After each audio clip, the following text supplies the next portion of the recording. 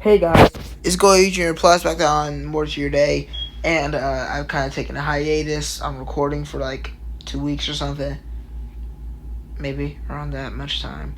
But either way, the Falcons have been making a ton of moves in free agency, so it's time to make a video on that. It's just too much going on for me to stay silent about the Falcons and their great free agency period. And it's not even done yet, so this is only so far. I mean, I could be recording this and the Falcons sign Chase Young or something. But yeah, let's get right into this review. So first thing the Falcons did was sign Kirk Cousins. Now, there was only really three options on what the Falcons were going to do. Which was trade for Justin Fields, which may have been tough because the Bears did not want to trade Fields to the NFC. They could draft a QB, or they could sign Kirk Cousins. They ended up grabbing just the best immediate option. We know Kirk Cousins is better than a year one rookie or Justin Fields currently.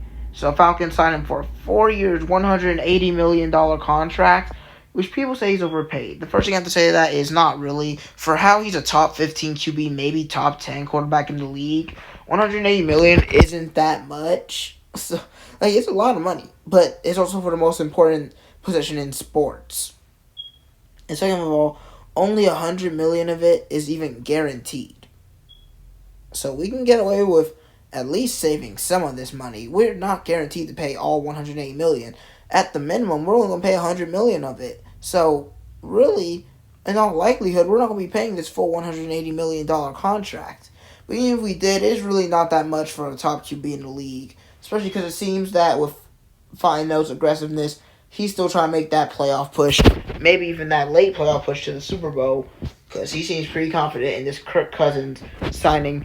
And, Raheem Morris said that we were a playoff team last year if we had a great QB. And that he wouldn't even be here if it was, better. So he's probably pretty confident in his roster. He just really wanted to improve the QB position, and he did it the easiest way he could, which was signing Kirk Cousins to a huge deal. I'm pretty happy with this move. Of course, it's hard to decide in foresight if we should have traded for Fields or gotten Kirk. We can't actually know until it all unfolds. But people hate Kirk Cousins, even though really 35 isn't that old if you're a good QB. And despite his injury, he had a great season last year. And in most of the seasons with Minnesota, he has been in playoffs. Now, he's been struggling to win the playoffs, but hopefully we can start to change that and Kirk can have a late bloom, as we saw happen with Calais Campbell and Cordell Patterson when they signed with Atlanta.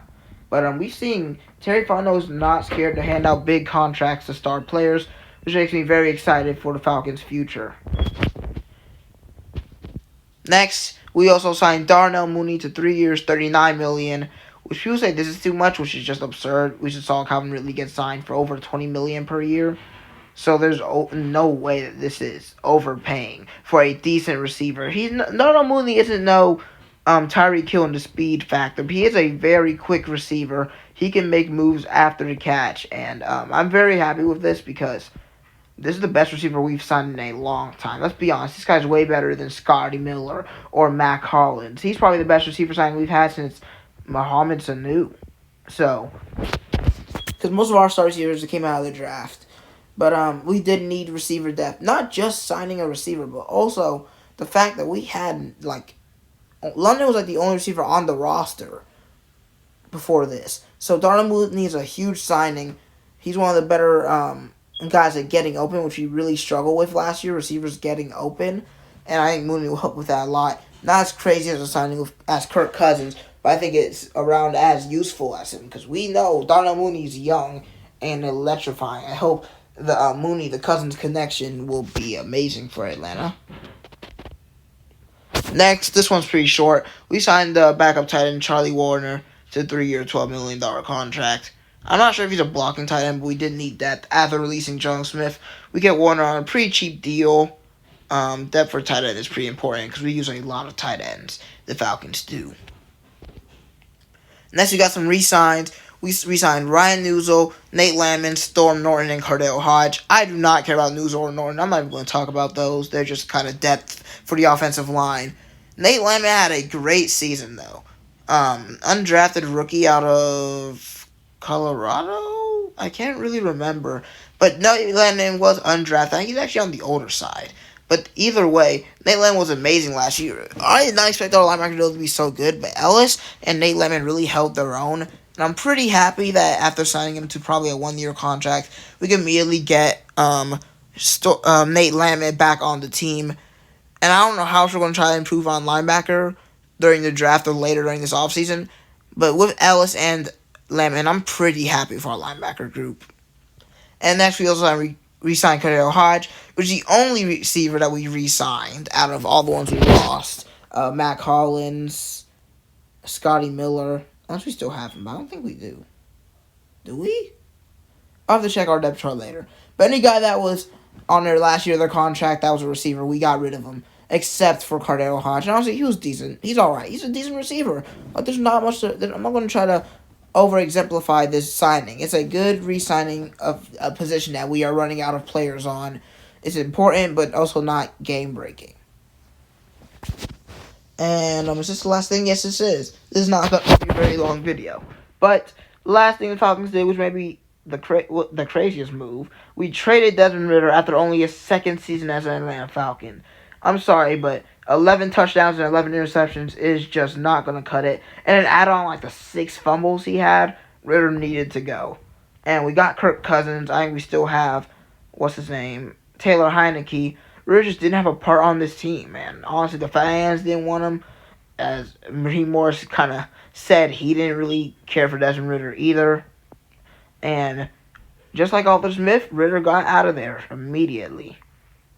We trade Ridder, but instead for like late round picks, like Sam Howell, I think Kenny Pickett, which is crazy that all those questions. It was just a bad QB class, let's be honest. But we get rid of Ridder, and we get Rondale Moore, who is decent. Like I think he's better than Hodge, but I don't know if he's better than Mooney. He's a potential 3rd string receiver, maybe 4th string receiver, if we get somebody better than him in the draft. But either way, this is just another move to improve our wide receiver depth.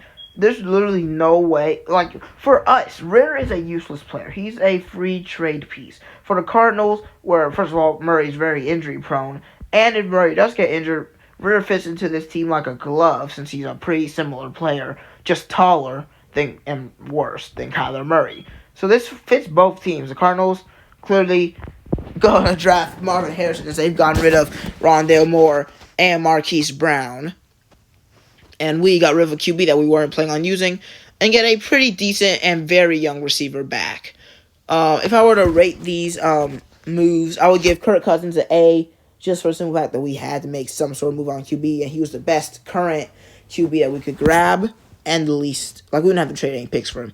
Mooney, I get this one like a B+. There were better options than Calvin Ridley, but I don't think he wanted to play with Atlanta. So, for what we could have gotten, Mooney was a very effective move. Warner, I give that like a C. There's nothing bad about it. We didn't overpay him or anything. It was just a move for depth. Our re-signs, Newsel and Morning will get like C+ because they're decent offensive line. And Lemon gets like an A for me, an A-, I'll say, because I think Lemon is very important. And I'll give Hodge a B because even though he's not an insanely good receiver, he is one of the better ones that we've had on our team and one of the more consistent players. And finally, the Ridder for Rondale Moore trade, I give this an A+ because there's just no drawback. Even if Rondale Moore ends up being trash, he'll be better than Ridder will ever be on this team. So I think there's nothing wrong with this move. But yeah, that's the end of this video. Hope you guys enjoyed. Just want to go do a quick rundown of the Falcons free agency so far. Hopefully I can get this channel back running, get some more videos out here. But yeah, see you guys next time. Adios.